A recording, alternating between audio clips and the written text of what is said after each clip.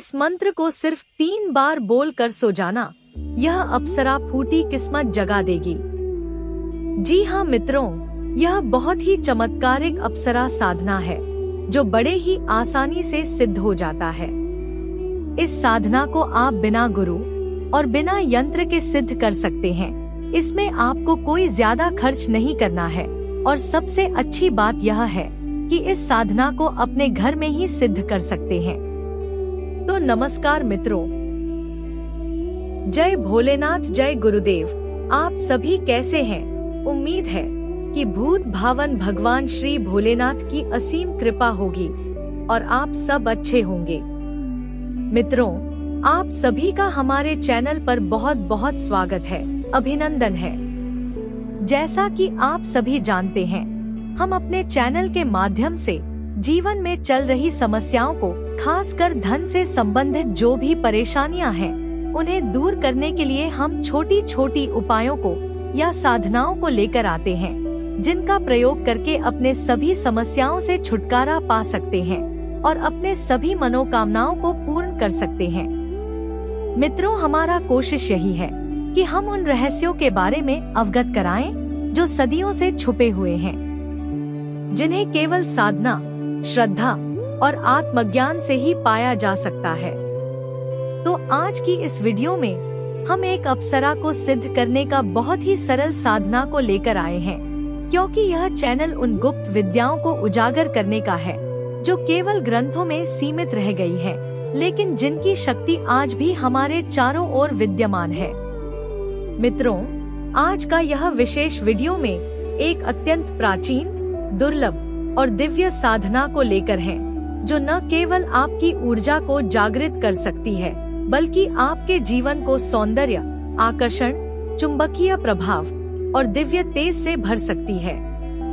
आज हम उस मार्ग की शुरुआत करेंगे जहां साधक स्वयं अनुभव करेगा कि अप्सराएं केवल कल्पना की वस्तु नहीं है, वे सूक्ष्म लोकों की अद्भुत शक्तियां हैं, जिनसे जुड़कर हम अपने भीतर छुपे रूप, रसायन और रहस्य को बाहर ला सकते हैं।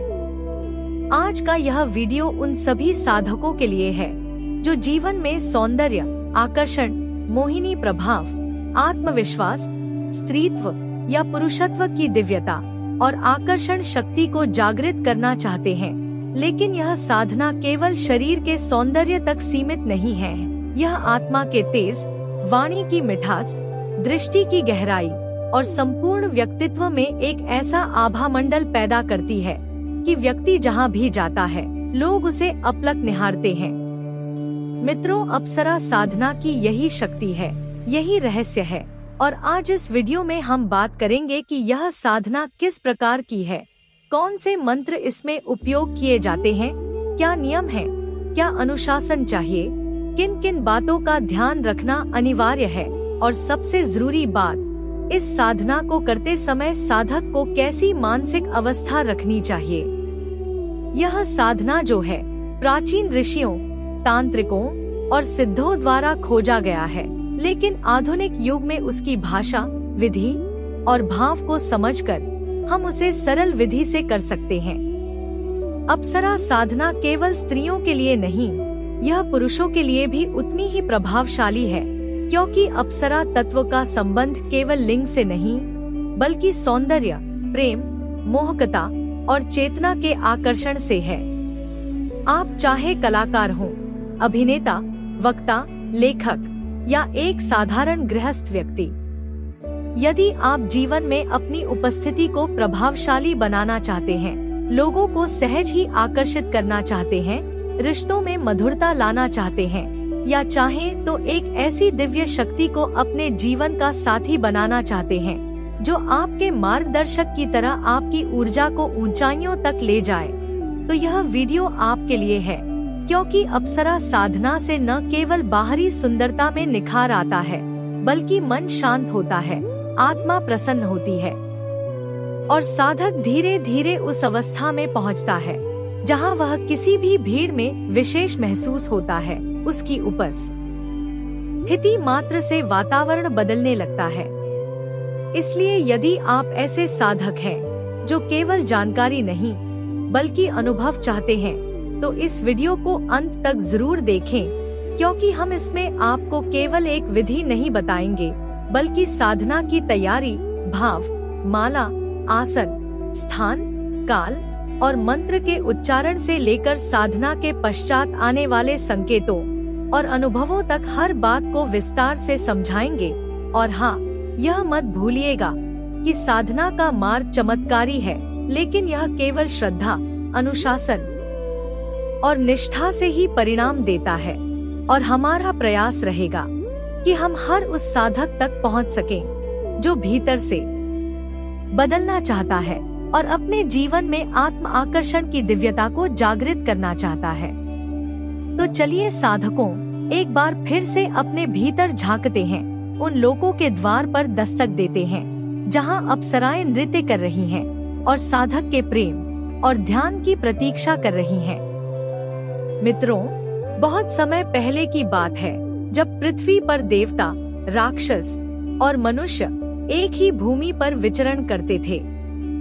यह वह युग था जब कल्पना और यथार्थ के बीच की रेखा धुंधली हुआ करती थी। देवताओं की सभा, असुरों के यज्ञ, ऋषियों के तप और अप्सराओं का नृत्य सभी ब्रह्मांड के संतुलन का हिस्सा थे। उस समय तिलोत्तमा कोई साधारण अप्सरा नहीं थी। वह स्वर्ग की सबसे सुंदर, सबसे आकर्षक और सबसे रहस्यमयी अप्सरा मानी जाती थी। लेकिन उसकी सुंदरता केवल उसके रूप में नहीं, बल्कि उसकी आत्मा, उसकी चाल, उसकी वाणी और उसकी दृष्टि में भी बसती थी। देवताओं ने तिलोत्तमा को एक विशेष उद्देश्य के लिए रचा था। कहते हैं, जब दैत्य भाई सुनंद और कुवाल ने तीनों लोकों में आतंक फैलाना शुरू किया, तब ब्रह्मा, विष्णु और महादेव ने मिलकर एक योजना बनाई। वे जानते थे कि इन दैत्यों को बल से नहीं, बल्कि बुद्धि से हराया जा सकता है, और इसी से तिलोत्तमा का जन्म हुआ। मित्रों, तिलोत्तमा को देवताओं ने स्वर्ग की श्रेष्ठतम वस्तुओं से बनाया। उसकी आंखें सूरज की किरणों से, उसके बाल चंद्रमा की चांदनी से, उसके होंठ गुलाब की पंखुड़ियों से, उसकी वाणी कोकिल की मधुरता से और उसकी चाल बहती नदी की लहरों से। उसका नाम तिलोत्तमा इसलिए पड़ा क्योंकि वह तीनों लोकों की उत्तम वस्तुओं से बनी हुई स्त्री थी। जब तिलोत्तमा को आदेश मिला कि वह सुनंद और कुवाल को आपस में लड़वा दे, तब वह पृथ्वी पर उतरी, जहां वे दोनों भाई एक विशाल दुर्ग में रहते थे। तिलोत्तमा ने जैसे ही वहां प्रवेश किया, चारों ओर सन्नाटा छा गया, क्योंकि उसकी खूबसूरती इतनी सम्मोहक थी कि पूरा दरबार मंत्र मुग्ध हो गया। मित्रों, सुनंद और कुवाल दोनों उस पर मोहित हो गए और दोनों ने तिलोत्तमा को पाने की इच्छा प्रकट की। तिलोत्तमा ने मुस्कुराते हुए कहा, मैं तो उसी को अपना हृदय दूंगी जो सबसे श्रेष्ठ हो, सबसे पराक्रमी हो और सबसे बुद्धिमान हो। बस फिर क्या था, दोनों भाई उसे पाने की होड़ में आपस में भिड़ गए और अंत में जैसे देवताओं ने योजना बनाई थी, वे एक दूसरे के हाथों मृत्यु को प्राप्त हुए। जब तिलोत्तमा अपने मिशन में सफल होकर लौट रही थी, तभी उसने एक विचित्र अनुभव किया, जिसमें एक रहस्यमयी आवाज ने उसे रोका। वह आवाज किसी और की नहीं, खुद ब्रह्मा की थी। ब्रह्मा ने उसे आशीर्वाद तो दिया, पर साथ ही एक श्राप भी दे दिया कि तिलोत्तमा, तुमने जो कार्य किया वह युक्तिपूर्ण था, पर अब तुम मानव लोक में एक युग तक रहोगी और वहाँ तुम्हें न अपनी पहचान बताने की अनुमति होगी, न ही स्वर्ग लौटने की। तब तिलोत्तमा अवाक रह गई। वह समझ नहीं पा रही थी कि यह किस अपराध की सजा थी। लेकिन ब्रह्मा ने कहा कि यह कोई दंड नहीं, यह तुम्हारे भीतर के अह को शांत करने की एक प्रक्रिया है। जब तक तुम स्वयं को जान नहीं पाती, तुम वापस नहीं लौट सकोगी। तब से तिलोत्तमा अब एक साधारण मानव कन्या के रूप में एक छोटे से गांव में जन्मी। लेकिन उसका सौंदर्य, उसकी आंखें, उसकी चाल, सब कुछ पहले जैसा ही था। मित्रों, गांव वाले उसे तारा कहते थे। लेकिन तारा जब बड़ी हुई तो उसके सौंदर्य की चर्चा दूर दूर तक फैलने लगी। इस कारण राजकुमार, व्यापारी, योगी सभी उससे विवाह करना चाहते थे, पर तारा सदा चुप रहती। वह जानती थी कि वह कौन है, पर उसका उद्देश्य अभी अधूरा था। एक दिन गांव में एक वृद्ध साधु आया और उसने तारा को देखकर कहा, तुम कोई साधारण कन्या नहीं हो, तुम्हारी आंखों में स्वर्ग की चमक है। तब तारा ने उससे विनम्रता से पूछा, क्या आप जानते हैं कि मैं कौन हूँ? साधु मुस्कुराया और बोला कि तुम वह हो जो अपने स्वरूप को भूल चुकी है। तुम्हारा शरीर मानव का है, पर आत्मा दिव्य है। मित्रों, तिलोत्तमा अब समझ चुकी थी कि यह साधु कोई सामान्य व्यक्ति नहीं था। वह दरअसल नारद मुनि थे, जो ब्रह्मा के आदेश पर तिलोत्तमा की परीक्षा लेने आए थे। नारद ने तिलोत्तमा को तप, सेवा और ध्यान की विधियां सिखाईं। तब वर्षों तक तिलोत्तमा ने अपने भीतर झांकने का प्रयास किया। उसने लोगों की सेवा की, बच्चों को शिक्षा दी और एक सुंदर उद्यान बनाया जहां हर कोई शांति पा सकता था। एक दिन ध्यान की गहराई में उतरते हुए तिलोत्तमा को अपने पूर्व जीवन की सारी स्मृतियां साफ दिखने लगी।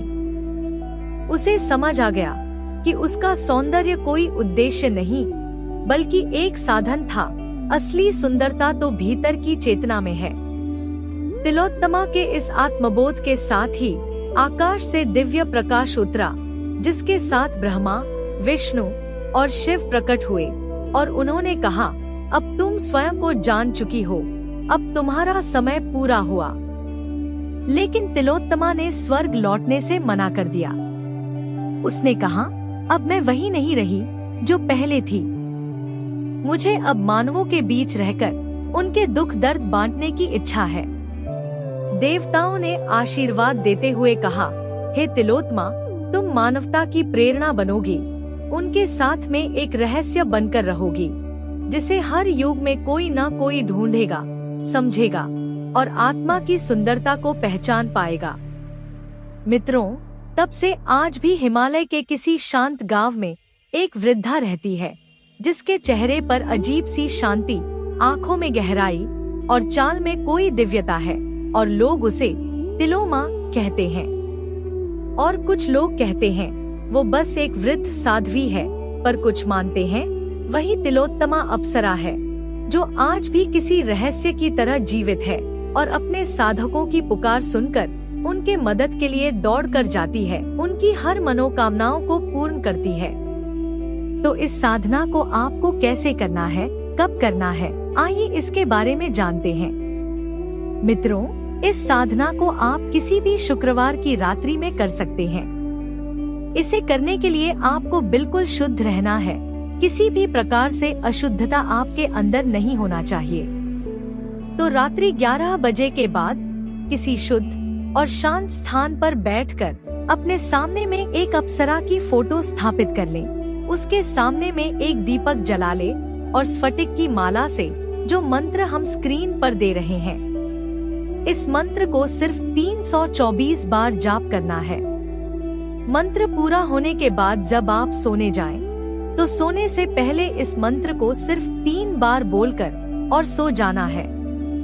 देखिएगा मित्रों, उसी रात में यह अप्सरा आपके समक्ष हाजिर होगी या आपके सपनों में आकर कुछ ऐसा जादुई चीज प्रदान करेगी, जिसकी सहायता से आप अपनी सभी समस्याओं को दूर कर सकते हैं और अपने मनोकामनाओं को पूर्ण कर सकते हैं।